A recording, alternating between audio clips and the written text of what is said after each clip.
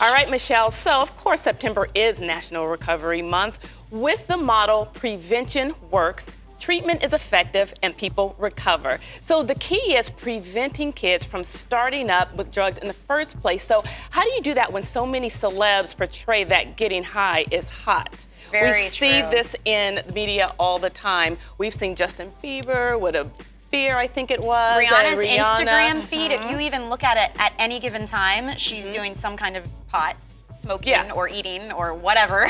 And it's become a culture. You know, anything goes nowadays. So the question becomes, when should parents talk to children?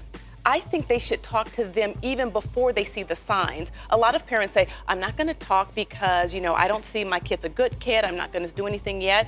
But here's the simple way that they can talk to their children.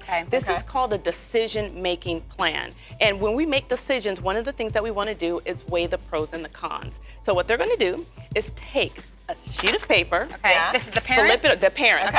With the child. They're going to sit down with their child, and they're going to weigh the pros and the cons of substance abuse, substance use and abuse. Is there any pro? Right. How do you even do that? Well, for the kids, there is. Of course. And so this is the point. This is the, Yeah. this is the point. So what we're going to do is compare the good and the bad. Now, some of the good may be, it helps me feel better. It makes me feel like I have more courage. It numbs the pain. With my friends I belong with my friends. All of those that. things. So for them, that is the good. So what about the cons? You want to look at the cons. Well, you could get in trouble. It's not good for you.